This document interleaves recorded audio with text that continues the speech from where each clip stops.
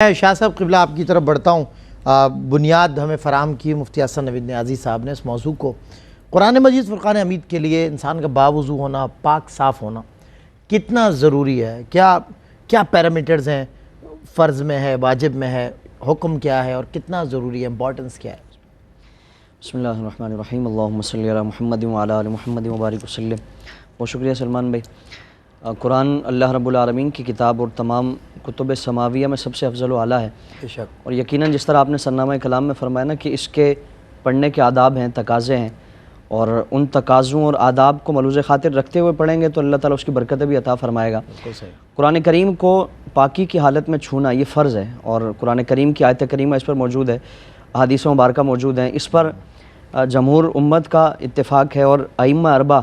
کا یہی موقف ہے کہ قرآن کریم کو بغیر طہارت کے پاکیزگی کے چھونا یہ حرام ہے۔ اس میں ظاہری پاکیزگی بھی ہے کہ آپ خود بھی پاک ہوں، پھر اس کے ساتھ ساتھ وضو ہو، اور پھر حالت جنابت میں اور حیض و نفاس کی حالت سے پاکی یہ لازمی ہے۔ اور اس کیفیت میں قرآن کریم کو چھونا اور قرآن کریم کو دیکھ کر پڑھنا، اس کو مس کرنا یہ لازم فرمایا گیا کہ اس کے لیے پاکی شرط ہے۔ قرآن کریم کی مشہور آیت مبارکہ لا یمسہ الا المطہرون، کہ قرآن کریم کو نہ چھوئے مگر جو پاک ہیں، یعنی پاکی اختیار کرنے والے ہیں۔ جو اگر کوئی اس تقاضے پر پورا نہیں اترتا تو اس کو تاکید فرمائی گئی کہ وہ قرآن کو نہ چھوئے۔ پھر اسی طرح آپ صلی اللہ تعالیٰ علیہ وآلہ وسلم کی حدیث مبارکہ، حضرت امام مالک نے اپنی موطا میں ایک حدیث مبارکہ نقل فرمائی کہ لا یمس القرآن الا طاہر، کہ قرآن کریم کو نہ چھوئے مگر پاک۔ یعنی اس میں حضور نے وضاحت کے ساتھ بیان فرما دیا کہ قرآن کو چھونا،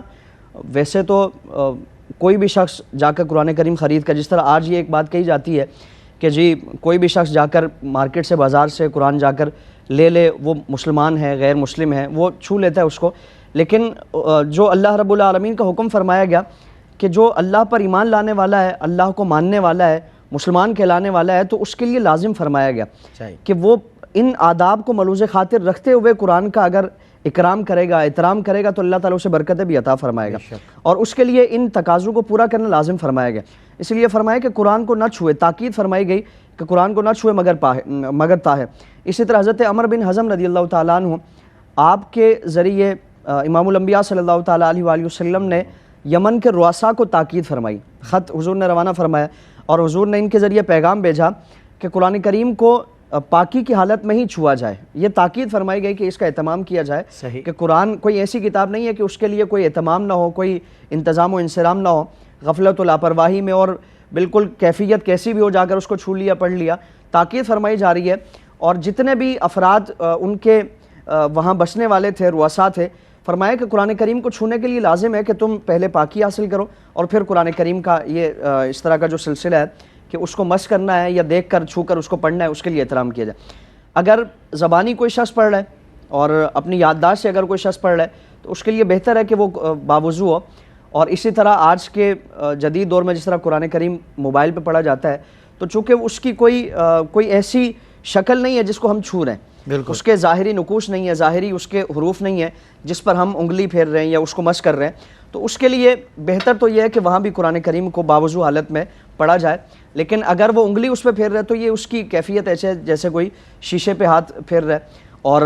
اس کے لیے پھر یہ گنجائش ہے کہ اگر وضو کی حالت میں نہیں ہے تو بے وضو بھی اس کو پڑھا جا سکتا ہے، اس کو چھوا جا سکتا ہے۔ لیکن فزیکلی اس کی کوئی کیفیت ہے تو اس کے لیے لازم فرمایا گیا کہ وہ اس کیفیت میں ہونا چاہیے۔ پھر اس کے لیے لازم ہے کہ وہ حیض و نفاس اور حالت جنابت سے وہ پاک ہونا چاہیے۔ اس سے متعلق بھی سنن ابو داؤد کی ایک حدیث مبارکہ ہے، آپ صلی اللہ تعالیٰ علیہ وآلہ وسلم نے تاکید فرمائی کہ حائضہ اور نفسا اور جنبی قرآن کریم کو نہ چھوئے، یعنی ان کے لیے قرآن کو چھونا، قرآن پڑھنا، چاہے وہ دیکھ کر ہو یا اپنی یادداشت سے ہو، جب تک اس کیفیت میں ہے ان کے لیے لازم فرمایا گیا کہ وہ قرآن کو نہ چھوئیں۔ تو قرآن چاہے وہ کتابی شکل میں ہمارے پاس موجود ہے